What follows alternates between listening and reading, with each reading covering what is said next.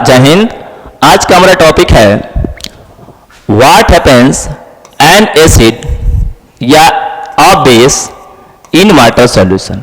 मतलब कि अगर हम किसी भी एसिड को वाटर सॉल्यूशन में रखेंगे तो क्या होगा, या बेस को किसी भी वाटर सॉल्यूशन में रखेंगे तो क्या होगा।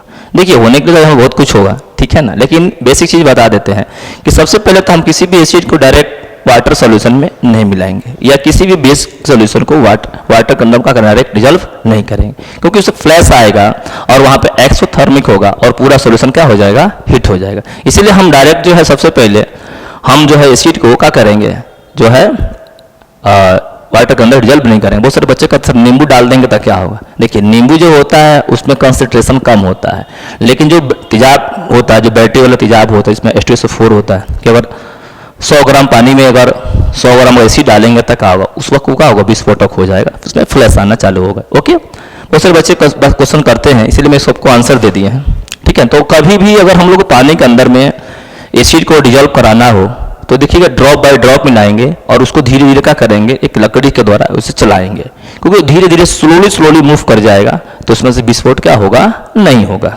ओके, इसमें आपको जो है एक पॉइंट्स पढ़ाना है कि आखिर ये सब करता क्या है। तो देखिए, सबसे बड़ी बात क्या है कि अगर हम लोग हाइड्रोक्लोरिक एसिड यानी एसिड है और किसमें डिजॉल्व कर रहा है, वाटर में, तो जब हाइड्रोक्लोरिक एसिड आपका जो है वाटर में जब डिजॉल्व करता है तो हाइड्रोनियम्स आयन बनाता है, H3O+ आयंस, क्या H3O+ आयन, और इसमें से क्लोरीन गैस क्या करता है, रिलीज करता है।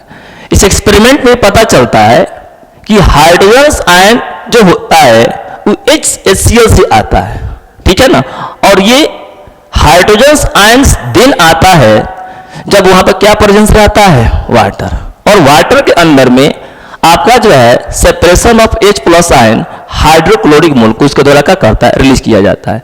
ये कभी भी H+ ions absence of water में आ ही नहीं सकता है। वही बात यहां लिखा है, HCl molecules cannot occur in the absence of क्या, water, ठीक है ना। The separation of H+ ion from HCl molecules cannot occur in the absence of क्या, water, मतलब बिना वाटर का H+ ion आ ही नहीं सकता है। लेकिन अगर H+ आयन अगर सोचते हो अकेले होता है तो नहीं, ये वाटर के साथ कंबाइंड होकर H3O+ का करता है, आयन का निर्माण करता है। इसलिए हम देख सकते हैं कि acid give the H3O+ ion या H+ ion in the water, ठीक है ना।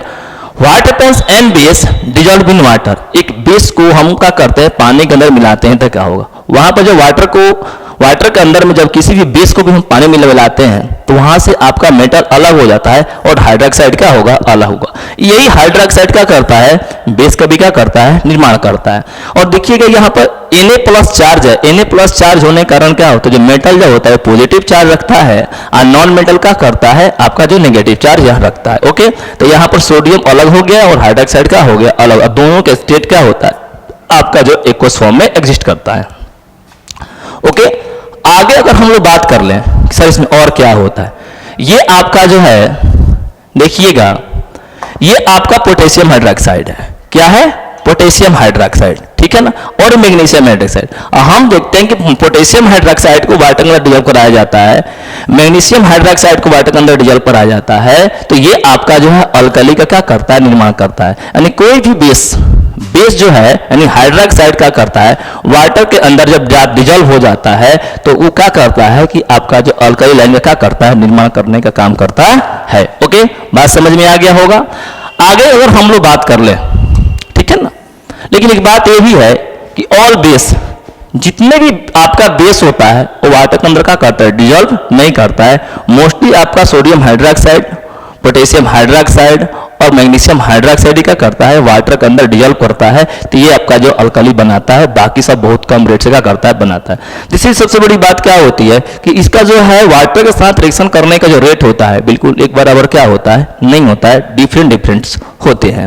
ओके, और हम इसको बात करें टच इसके करेंगे तो ये सोपी नेचर का होता है, टच करेंगे सोप होता है, बिल्कुल फिसलने लगता है, वैसे ही फिसलने लगता है, और ये जो है टेस्ट में बाइटर और कॉर्सिप्स होता है। ओके, वही बात यहाँ एक और लिखा है कि एसिड और बेस को जब रिएक्शन कराते हैं तो साल्ट प्लस क्या होता है, वाटर देता है। ठीक उसी प्रकार से यहाँ पे H प्लस आयन है और OH माइनस है, और दोनों कंबाइन करेंगे तो न्यूट्रलाइज कर जाएगा, जो कि यहाँ पर क्या करता है, वाटर का निर्माण करता है, जो कि H2O जो लिक्विड फॉर्म में एग्जिस्ट कर रहा है। देखिए यहाँ पे एक सिंबल दे रखा है, दो तरह का symbol, warning sign display on the container containing the concentrated acid and क्या बेस। तो यहाँ पर दो चीजें, एसिड और बेस है, और याद रखिएगा हायर जो कंसंट्रेशन एसिड हो या बेस हो, अगर देखिएगा ये हाथ पे गिरेगा तभी भी हाथ को जला देगा, पेपर पे या लकड़ी पर या लोहे पे भी गिरेगा तो क्या करेगा, उसको भी क्या करेगा, डैमेज करेगा। इसीलिए किसी तरह के एसिड और बेस को नग्न आंख हाथों से क्या करना चाहिए, नहीं छूना चाहिए, अन्यथा हाथ बिगड़ क्या होगा, बहुत आसानी से जल जाएगा। ओके, आगे हम लोग बात करते हैं, सबसे चीज क्या है कि द प्रोसेस ऑफ, देखिएगा अभी हम बता भी रहे थे, वही बात यहां लिखा है, the process of dissolving an acid या base in water is the highly exothermic once.